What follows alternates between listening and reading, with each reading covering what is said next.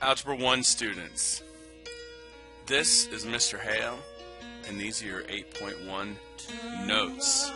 Today we're going to look at the beginnings of Chapter 8. I think what you'll see is that you can handle this pretty well. You have to pay attention to some details, learn a little bit of vocabulary, but essentially you're going to cruise through this if you really pay attention. So let's take a look at this. The first word we're going to start with is the word monomial. A monomial is a real number, variable, or product thereof. Examples would be things like -7 or 5x. You can see the others. Essentially, it's any single term that's everything is being multiplied together. It could include numbers, it could include variables, it could include exponents or any combination of those things, but it's all multiplication. Now, the degree of a monomial is the sum of the exponents of the variables. So you see three different examples that are all first degree. You can see three examples that are second degree. The one I really want to think about though is this last one. Why is that one second degree? It's because you have x to the first and y to the first, and we add those together and you get 2. Okay, so you add the exponents of the variables on a monomial. When we get to polynomials later, you'll have a little bit different method. But then a third degree, you can see there you have three examples. The first one has just a 3 as an exponent. The others you would have to add exponents to get there. All right, so these are some quick questions. I'll do 1 and 3 with you, and then I want you to pause and do 2 and 4 on your own. So on number 1, when we ask about the degree of the monomial, we're again just looking at the variable. We only have one variable here, it's x. The degree is 3, and that is it. We're done with that one. Let's look at number 3. Now this time we have two variables, an x and a y. So our degree is 2 plus 5, add those together, and we get 7. Okay, so pause the video, do 2 and 4 on your own. All right, welcome back. You can see the solutions to 2 and 4 on the screen now. The one I want to really focus on a bit is number 2. Notice that there's no variable. There's not like an x or a y or a z or a q. Nothing after this, just simply a number with no variable. We just simply say the degree is 0. The last one you can see, we just add 1, 1, and 3. All right, a polynomial is a broad term that describes one or more monomials that are either added or subtracted or some combination of those two things. The standard form means that the degree decreases from left to right. So in other words, you start with the highest degree and you finish with the lowest. And then the degree of a polynomial, now this is different than the way we do degree of monomials, is that we find the degree of the highest degree term.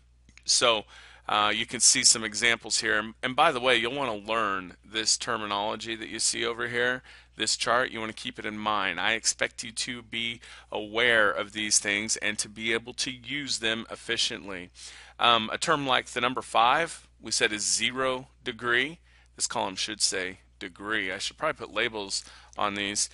So the first column would be our polynomial. The second column is the degree of that polynomial. And then the third column is what we would, the degree name, basically. So 0 degree is constant.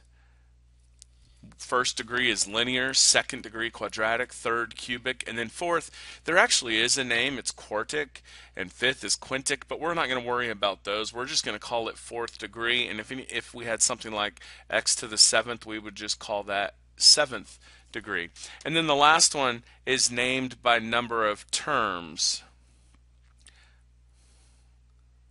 Okay, one term is monomial. We've looked at that already. 2 terms is binomial, 3 terms is trinomial, and if we get past 3, I don't have any examples on this chart, but if we get to 4, 5, 6 terms, whatever, we just call it a polynomial, and you might say a polynomial with 4 terms or something to that effect, but in the end it's still just simply a polynomial. Alright, so on to problems 5 and 6. The instructions are to write the polynomial in standard form and then to name the polynomial based on both its degree and number of terms. So when we say standard form, we mean descending powers. start with the highest power, 5x squared, plus 2x minus 3. Second degree, first degree, 0 degree. Okay, now let's talk about the name. This part, we have two parts to this actually. One of the names has to do with the degree. Now this polynomial is second degree. That's the highest degree term, so we say it's second degree. We have a name for that, which is quadratic. And because we have three terms, 5x squared is 1, 2x, and then 3, minus 3, we call that a trinomial. So this is a quadratic trinomial. All right, let's look at number 6. First, we want to write it in standard form. So basically, we're just reversing the order. Negative 7x cubed plus 3x. And yes, in this case, to write in standard form, you do have to put it in the correct order. Even though these two things are equivalent, this is not standard form where this is. All right, so let's talk about the name. This is third degree, which we call cubic. This has two terms. And again, if you need to look back at the chart on the previous slide, you can, but two terms is binomial. 1 is mono, 2 is bi, 3 is tri, and then anything after that we would just call a polynomial. All right, we're going to add and subtract polynomials as well. It's actually a pretty simple process. Just pay attention to what I do here. You can use a horizontal or vertical method. I'll use the horizontal on the first one and vertical on the second, and you can choose which way works better for you. I don't have a preference. I'm fine with whatever you like. All right, so let's take a look at this. What I'm going to do is look for like terms. We're just adding, so I see I have a 4x squared right here, and I have no other x squared terms. So I'm going to just write 4x squared. Now I'm looking for terms that are x to the first degree. That's negative 3x plus 2x. So that combined, we'd have minus 1x, or just simply minus x. And then finally, we look at our constants, which are a positive 5 and a negative 3, and that gives us plus 2. Now, the instructions don't ask us to do this, but this is a quadratic, and it has three terms, so it's a trinomial. All right, let's take a look at number 8. We'll use the vertical method on this one. And what that means is we're going to line things up. So I'm going to rewrite. I'm going to have 3x cubed minus 9x plus 5. And actually, I should probably leave a little space there in case there were a x squared term. Now, in this case, there's not. And then we'd have 2x cubed and minus 7. And in the end, we're going to add these things together. 3x cubed plus 2x cubed is 5x cubed. We don't have any x squared terms, but we have a minus 9x and a minus 2. Again, we have a trinomial, but this time it's a cubic trinomial. All right, so again, when you look on the left, you can see what I've done. I've kind of used some color coding to underline on number 7. Combine like terms. On the right, I've used a vertical method. Quite honestly, you choose the method that works best for you. All right, on to our last problem, or our last slide, I should say. 2 problems remain. This time we have subtraction. Now this isn't significantly different than addition. We're going to actually use the same methods. We just have to keep in mind that this minus sign right there, that it's changing these two symbols. It's essentially being distributed. So what I'm going to do is similar to I'm going to use the horizontal method this time, and then I'll use vertical on number 10. So I have 2x cubed, and I have no other x cubed terms. So there's my 2x cubed. Then I see I have a 3x squared. Now note the sign there is negative, so that's minus 3x squared. Then I go to my x to the first power terms, and it looks like I only have one. It's minus 2x.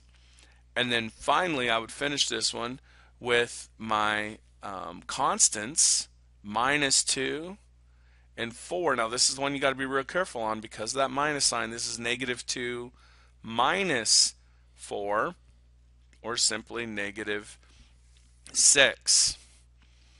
Okay, let's do the same thing, the same type of work, but do a different method on number 10. We'll use that vertical method where we subtract. So 7x squared minus 3x plus 2. And then what I think would probably be wise here is to go ahead and distribute that negative sign. So we've got negative 10x squared and minus 3x, which is just simply plus 3x. And once I've distributed that negative, I'm really just thinking about adding terms together. So 7x squared minus 10x squared is negative 3x squared plus 2. All right, folks, here's the other thing I want you to do. This will show me that you've been listening to the notes. I want you to write down on number 10 the name of this polynomial. I don't mean name it Ralph or something like that. I mean, I want you to name it based on the degree and the number of terms. I'm going to be looking for that when you come back to class. Put that name on there. All right, folks, that is the end of your 8.1 notes. I hope this helps explain things to you. As always, if you have questions, bring them with you to class. We'll be happy to work with you, and you have a spectacular day.